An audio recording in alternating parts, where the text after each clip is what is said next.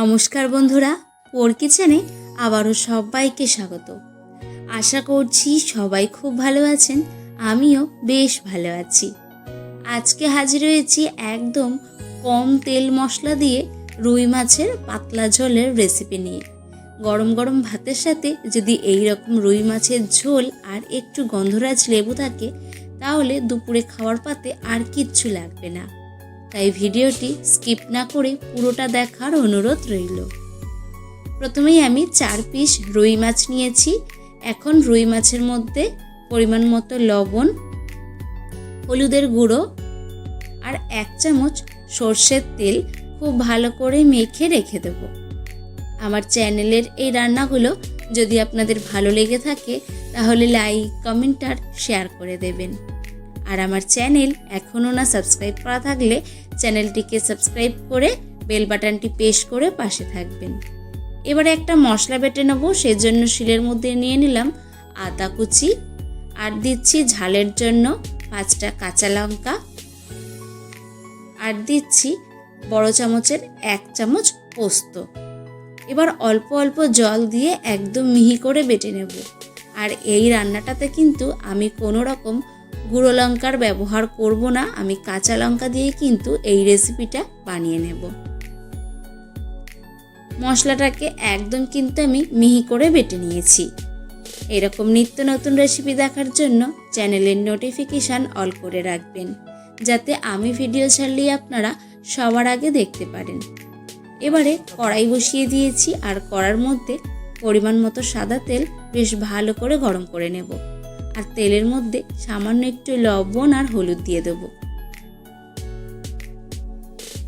এবারে লবণ আর হলুদ দিয়ে মেখে রাখা রুই মাছগুলোকে একদম উল্টে পাল্টে একটু হালকা লালচে করে ভেজে নেব। রুই মাছগুলো আমি খুব বেশি কড়া করে কিন্তু ভাজলাম না, হালকা করে কিন্তু রুই মাছগুলোকে ভেজে নিয়েছি। এবার ওই তেলের মধ্যেই ফোড়নে দিলাম 1/2 চামচ কালো জিরে, আর দিয়ে দিলাম 2টো টমেটো কুচি। এবার টমেটো কুচিটাকে একটু হালকা করে নাড়াচাড়া করে নেব। গ্যাসের ফ্লেমটা মিডিয়ামে রেখে টমেটোটাকে একটু নাড়াচাড়া করে নিচ্ছি। টমেটোটা যতক্ষণ না একটু নরম হয়ে আসছে, ততক্ষণ কিন্তু আমি নাড়াচাড়া করে নিয়েছি। এবারে টমেটোর মধ্যে দিয়ে দিলাম স্বাদ মতো লবণ, আর দিয়ে দিলাম হলুদের গুঁড়ো, আর দিচ্ছি 1/2 চামচ জিরে গুঁড়ো।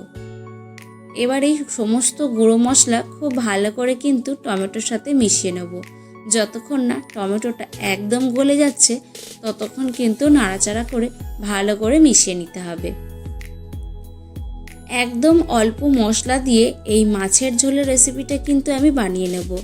আর এই সামান্য কটা মশলা দিয়েই স্বাদ হবে কিন্তু একদম অসাধারণ। টমেটো দেখুন একদম কিন্তু ভালো মতো গলে গেছে। এই পর্যায়ে আমি দিয়ে দেবো বেটে রাখা মশলাটা।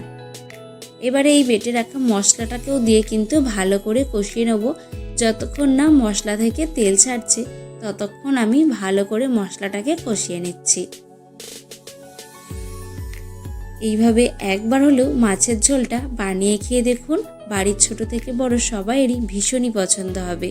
আর বাড়িতে যদি কোনো অতিথি আসে, তাদেরও বানিয়ে খাওয়াবেন, সবাই কিন্তু প্রশংসা করবেই।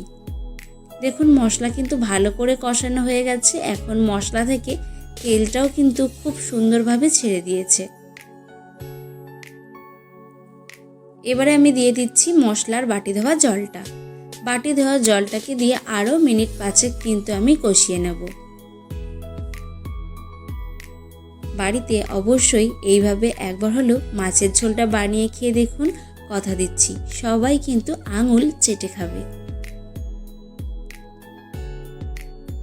মশলার জলটাকে দিয়ে মিনিট 5 কষিয়ে নিয়েছি। এখন কিন্তু মশলা থেকে পুরোপুরি তেল ছেড়ে গেছে, আর মশলার কালারটাও চেঞ্জ হয়ে গেছে। এবারে আমি মাছের যেহেতু ঝোল বানাবো, সেই জন্য ঝোলটা একটু বেশিই রাখবো, সেই পরিমাণে একটু জল দিয়ে দিলাম।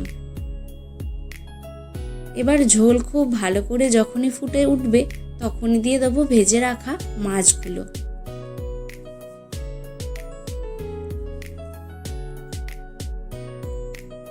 আর তারই সাথে দিয়ে দেবো কয়েকটা চেরা কাঁচা লঙ্কা। এবারে গ্যাসের ফ্লেমটাকে একদম মিডিয়ামে রেখে মাছের ঝোলটাকে মিনিট 7 মতো ফুটিয়ে নেব। ঠিক 7 মিনিট মতো আমি মাছের ঝোলটাকে ফুটিয়ে নিয়েছি। আর আমি যেহেতু এটা একটু ঝোলঝোলি রাখবো, সেই জন্য এই পর্যায়ে কিন্তু নামিয়ে নেব। আশা করছি আজকের এই মাছের ঝোলের রেসিপিটা আপনাদের একটু হলেও ভালো লেগেছে। যদি ভালো লেগে থাকে লাইক, কমেন্ট, শেয়ার করতে ভুলবেন না কিন্তু। আর যদি খুব বেশি ভালো লেগে থাকে তাহলে আপনাদের আত্মীয় পরিজন বা বন্ধুদেরকে শেয়ার করে দেবেন।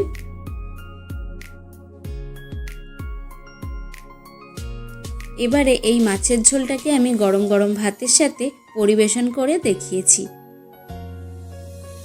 আজ এখানেই শেষ করছি। দেখা হচ্ছে অন্য কোনো রেসিপিতে। ভালো থাকবেন, সুস্থ থাকবেন আর পোর কিচেনের সাথেই থাকবেন।